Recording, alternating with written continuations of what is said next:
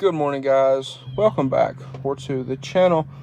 In today's video, I want to give y'all an update on the gooseneck. So let's hop down here and we'll go over a couple things. All right, guys.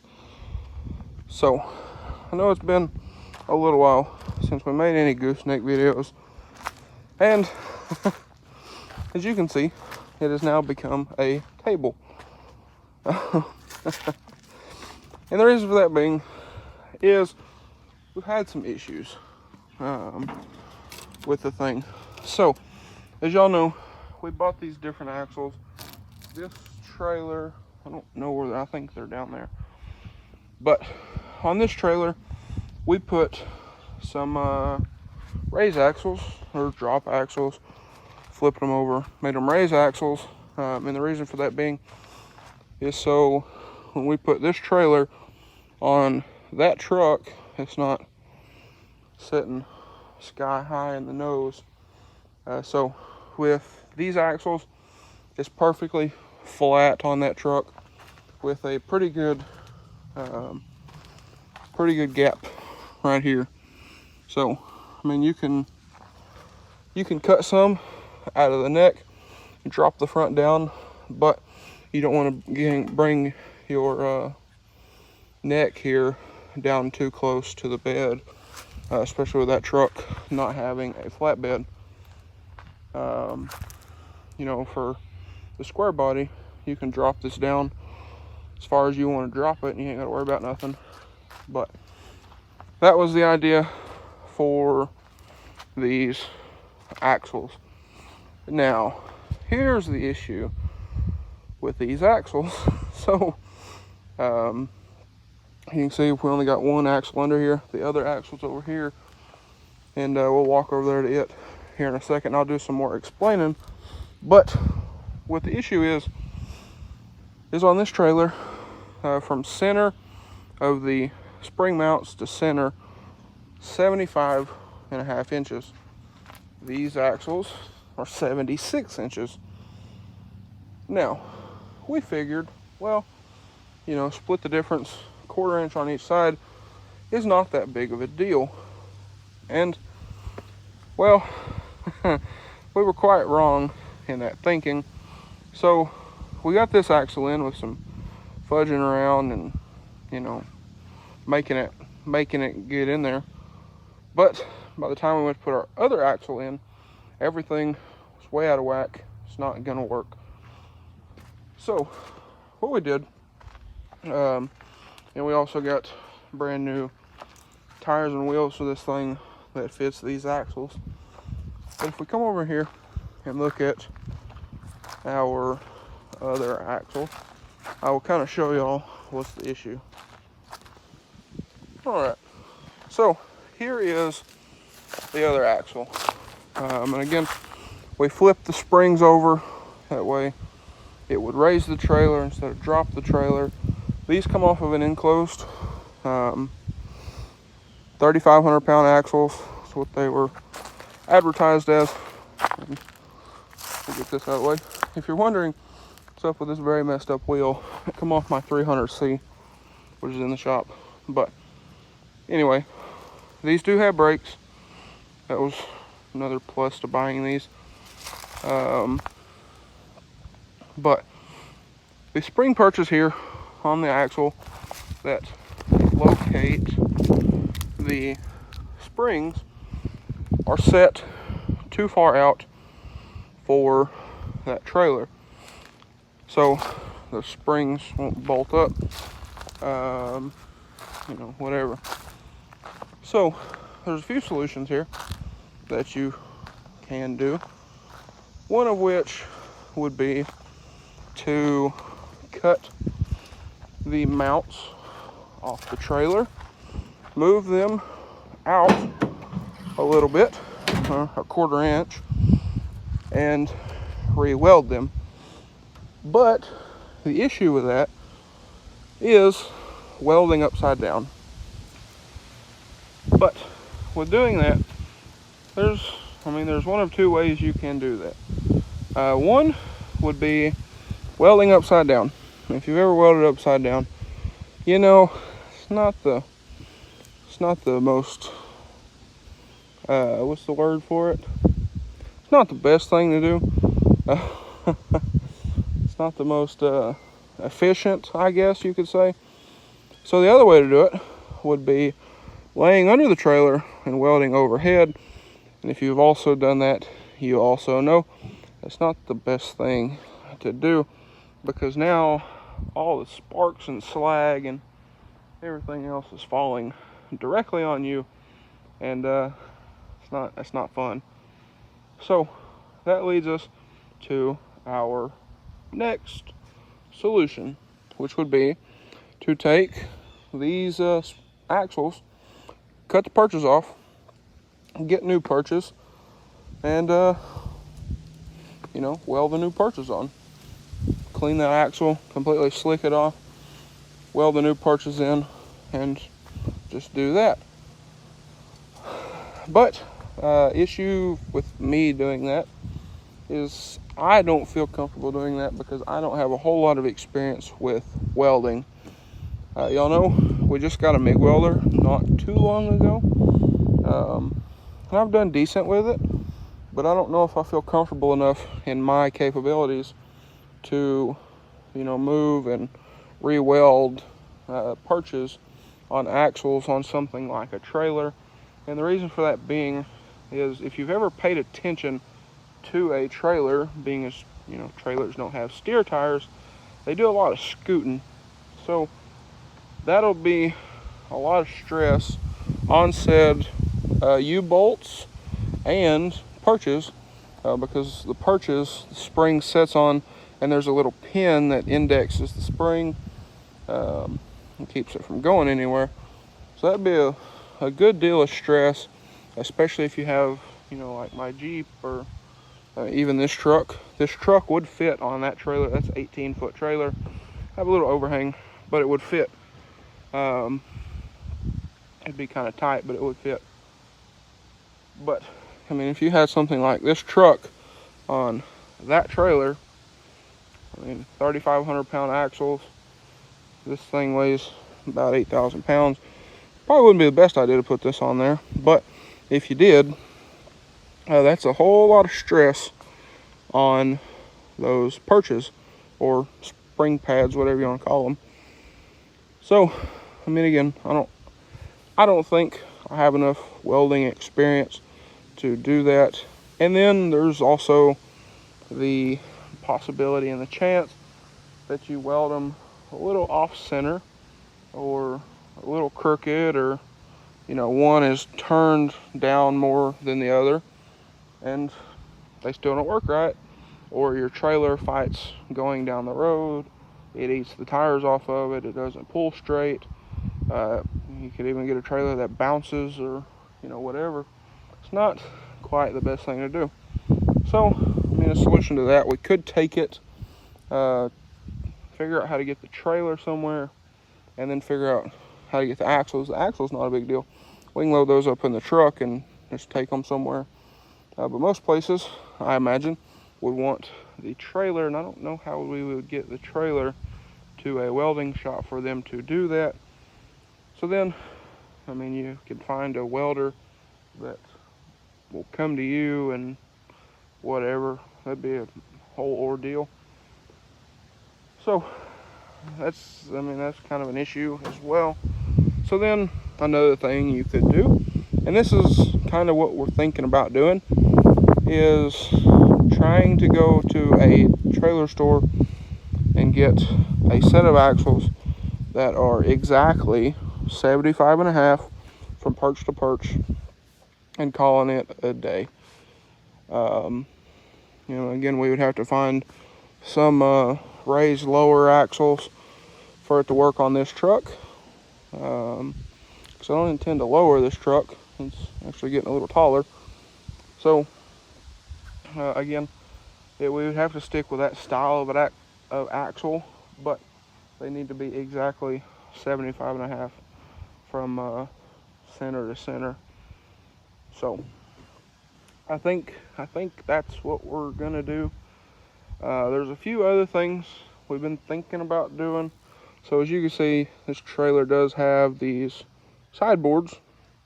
The reason for that is my grandpa built this trailer to haul that tractor, and back when he was doing bush hogging for people and whatnot. So the sides add a lot of strength and rigidity to the trailer. That's the whole point of them. But in a situation for myself and kind of what we're doing now with hauling cars, it's not the best thing. I would imagine if you put something like the Hyundai on that trailer, for one, you would need a pretty good set of ramps to do that, which we'll have to figure that out when we get the trailer buttoned up. But aside from that, once you get the car on the trailer, if you drive it up on the trailer, there's a good chance that you may not be able to open the door. It might be a bit of an issue. And I don't know if y'all know this, I'm too fat to be crawling out of windows, and my grandpa's a bit too old to be crawling out of windows, so that's not an option. So what we've been talking about doing and might possibly do is take and cut those sides off and then move them underneath the deck. So we have these little side plates here that you can step on, you can walk on them, whatever, like a sideboard, I guess. So what we were thinking about doing was cutting the sides off here, moving them up underneath this little sideboard. You still have your structure and your rigidity, but it'll be underneath. That way, you don't have to worry about hitting doors on it and such as that. So then, if you did that, what we could do is take and build a set of drive-over fenders for hauling stuff like the white truck. So the white truck now, with the 20-inch stock wheels, it still won't fit on this trailer. It's too wide, trailer's too narrow, because of these. So, again, if we cut these off, moved them up underneath the trailer's plenty tall enough to pull that off, especially with the raised axles. So again, you still have your structure, you still have your support, but it'll be underneath, out of the way. And then you could take and build a set of drive-overs for hauling stuff like the white truck. So, that's another thing you'd have to move, is you would have to move your white boxes here. But that's not a big deal. You just cut them off, move them with the little sides, and call it a day. So that's another bit of a thing we've been thinking about. So if we did that, fix that up, and then solid deck all the way across with drive overs, you have a bit wider trailer, a bit more capable trailer, and then we can put a carrier back here for ramps, and it would be plenty fine, plenty good enough.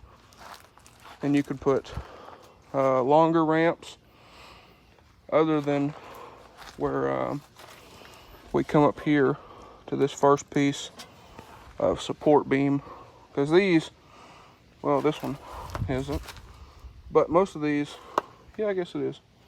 Anyway, you would have to notch these out because these are angle iron. Have to notch that.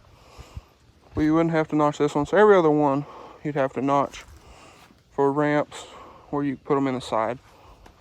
Myself, I don't care for the sides, because if you have a set of ramps that go from here all the way over to that side, and you pull in somewhere and park next to somebody, all of that has to come out So that's can be a bit of a headache with long ramps. But again, I think we would need long ramps. That way you don't have to carry around race ramps or, anything like that. So with that, the only other thing that would be an issue is these supports here. And I don't see them being a big issue.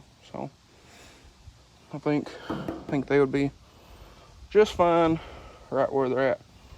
Another thing I've been thinking about doing is putting a winch up here on top, because this is a pretty good plate. So if we put a winch up there, that'd be kind of nice, and then it probably wouldn't drag off the back of the trailer. You just have to be careful. Up here it might pick up what you're pulling, which wouldn't be an issue, or it would be an issue if you wasn't paying attention. But put a winch up here, and then maybe some kind of a toolbox that eliminates this dead space, and then we can get stuff out of the toolbox on the 6.0 and just carry them in the trailer. So I think that is kind of the plan for that. And then I guess kind of the last thing, other than painting this thing, is we've been thinking about getting another, or probably replace that one too, but getting some more jacks and mounting them out here, or even on the other side of this, and have them right here, having 2 ramps, or jacks, excuse me. That way your trailer doesn't flex. Well, there you go. When be a little more stable, I guess. So that's kind of a trailer update. Some stuff we've been looking at. Really want to get a trailer.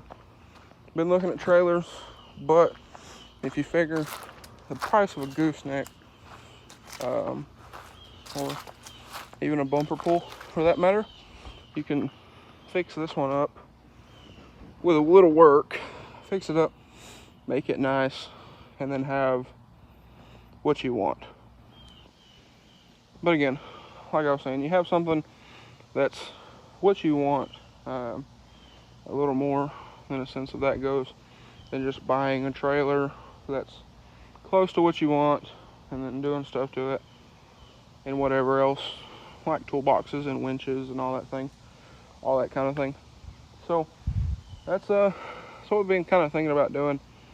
I mean, a new trailer, anywhere from $4,000 plus for a bumper pull.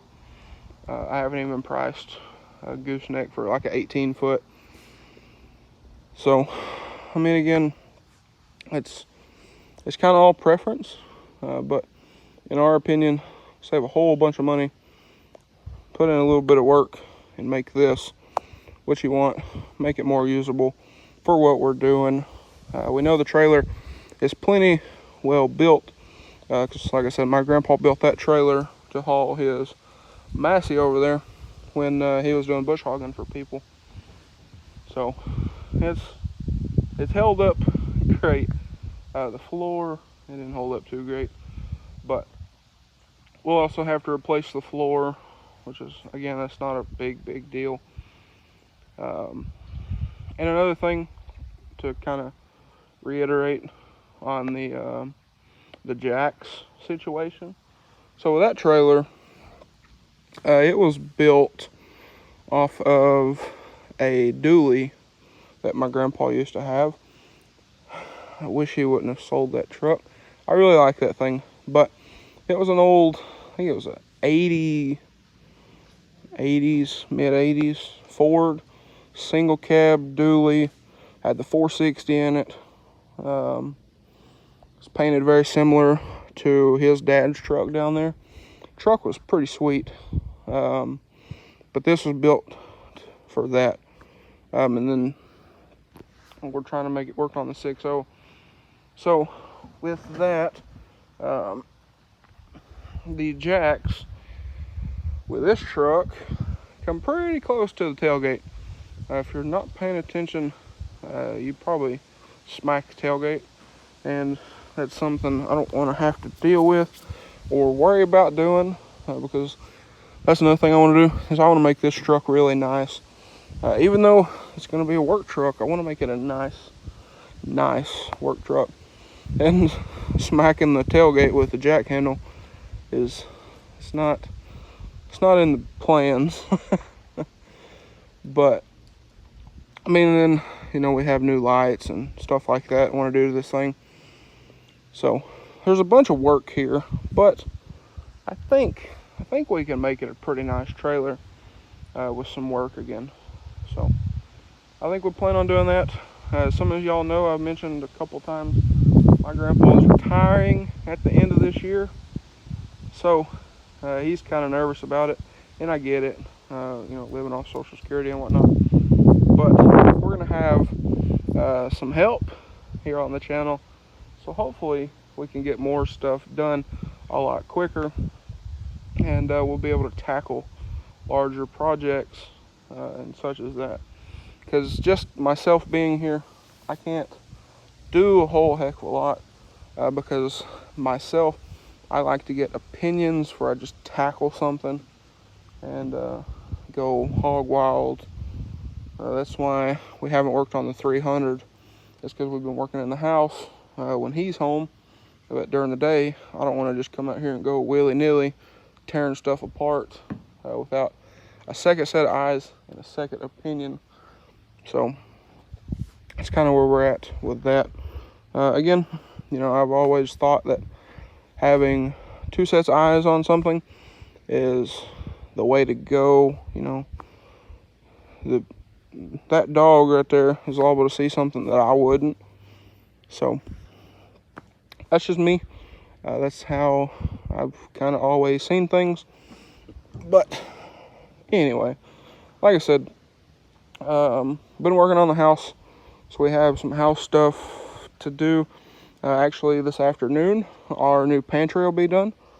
So that video will be going on the other channel. If y'all haven't checked out the other channel, it's a good time to plug it.